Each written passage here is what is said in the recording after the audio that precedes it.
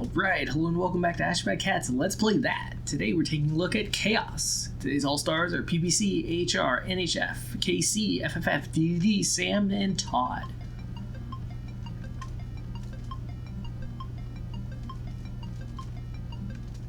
That was a pretty catchy jingle. How much you want to bet there is no music at all in the rest of the game? Well, let's toss a few credits and give it a go. Let's see, A button is jump, B button is nothing, the bottom row is an illusion, and we're rocking. Man, with an intro theme like that, it almost makes you want to lose. Alright, let's see, so if you jump stationary, you almost have... Is this good or bad? Also, is it me or is... Well, this game is just going to be a puzzle to figure out. Also, is it me or are we fighting against the Illuminati? Like, although our main character is a clown, not exactly who you'd think to fight the Illuminati. But that's what you want to do. That's how you want it, because you don't want to fight the Illuminati conspicuously. Okay, so it doesn't look like it was anything to do with the power-up that killed us. It looks like it's just straight up edge of the screen that kills you. I mean, come on, man. I thought we lived in the Pac-Man era. Pac-Man rules. Oh. What is this nonsense? So I died twice, and the game just keeps on advancing me anyway. It's like, we're gonna get your quarters sooner or later. Why don't you have some fun with it? Weird. Alright, let's see how you actually win the game. Okay. Well, maybe Pac-Man rules do apply. You get the power-up, then you can defeat the bad guys. Maybe. Oh, maybe B button does something now. Nope. Alright, let's run into these guys, who are seemingly completely unaffected by the wall rule, and also the pit rule. Although, to be fair, I don't know that going down the bottom pit will kill me, but, I mean, it's an arcade game. We really know.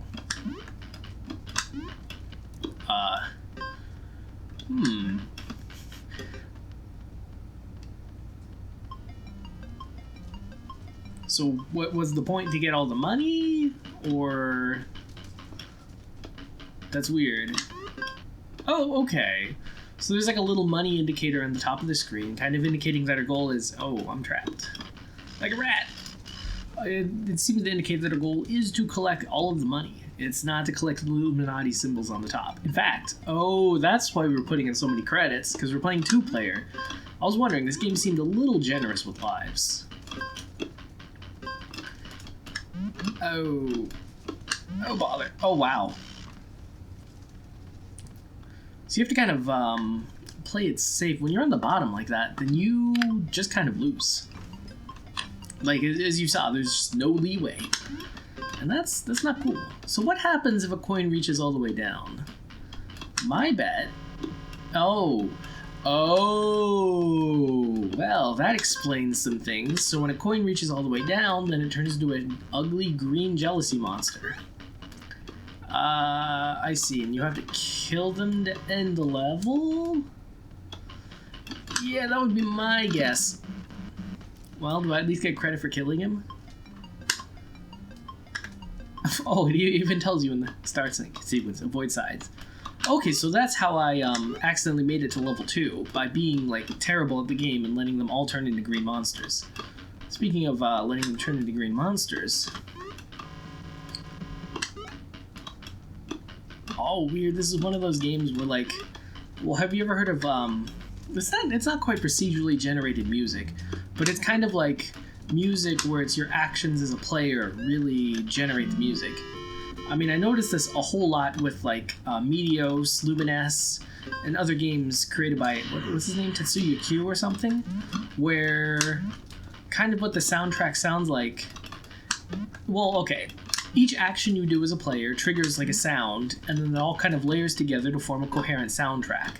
And so, like, you ask to play the Meteos planet theme, and it's like, there is no Meteos planet theme. The Meteos planet theme is, like, you making it. It's different each time because you're the one composing it with your gameplay actions. And it's a really nice touch. this game kind of semi-inadvertently has that going on, where like you make it as you walk around, you jump. The coins make noise when they hit the ground. The monsters might make noise. I mean, it's kind of a veritable symphony, a veritable 80s symphony of weird chiptunes. I honestly don't know if I like this game or if I don't. Like, yeah, like most arcade games, it is like unfair. And I mean, ultimately it is sort of a Sisyphean struggle. But I mean, it does have weirdly capitalist overtones. Oh my gosh, I wonder if there's a metaphor buried in here somewhere. So I mean, you have to collect all the money, and if you don't collect money, then they turn into green jealousy monsters as you like feel the urge to compare yourself to your neighbors. There's so much to unpack here. And then there's like a giant maze, so it's like the rat race of life. Oh, congratulations, you are now a Chaos All-Star. Press jump when letter is correct. Oh, okay. For a second there, I thought we were dealing with an unintuitive meme entry screen, but no, they described it weirdly, but it's your typical move left and right, and then A to select. Also, Zoomy R7's looking a little anemic, and it's not even missing pixels, because, I mean, you look at the names and those are just fine. Weird. Well, we could give it another go. But I kind of get the sense that the game just plays immediately. Just plays identically to what we've already seen. And I mean, as you can see, well, it's kind of like Burger Time in a way, where like it's kind of as simple as a game, and the difficulty kind of comes in navigating the gameplay mechanics. But like at the end of the day, there's not that much to it. And I mean, yeah, it's kind of fun as like sort of a I don't know, test of dexterity and mentality, but like after a while, is it me or did that guy just cheat and move through the side of the screen? That is blatantly unfair. That guy cannot do that. I couldn't do that. That guy can't do that. What's the deal? But anyway, it's kind of like Burger Time in that, like, yeah, it's kind of like something you could zone out to, but in terms of being entertaining, it's not necessarily entertaining. Like that's one kind of cool thing about these arcade games in particular. Like, you can kind of zone out to them and just kind of keep playing them over and over, and they're not like entertaining in the typical sense. Like an entertaining movie or something, it kind of grips your attention. An entertaining book, it's like you're engrossed in it. You have to read it that whole night. But an entertaining game, like there are two kinds of entertaining. There's entertaining in the sense of like made of movies and books, where like this is all kind of the stuff you've seen.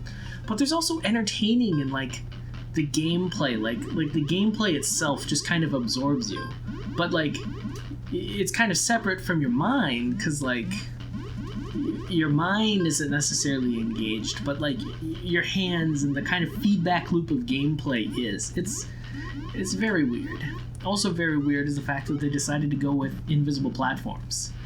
That just seems weirdly sadistic. Like we could keep playing this game, but it's only going to get way more unfair. Burger Time, you keep playing, and it's like, yeah, the monsters move a little faster. There's maybe more burgers to do. I actually don't know. I've never gotten past maybe the second level of Burger Time, and trust me, getting to that second level was quite the achievement.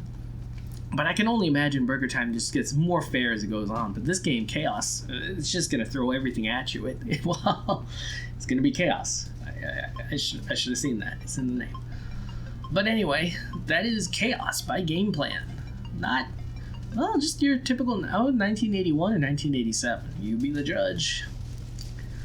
But kind of a nice, brightly colored 80s arcade game that's maybe a little utterly forgettable.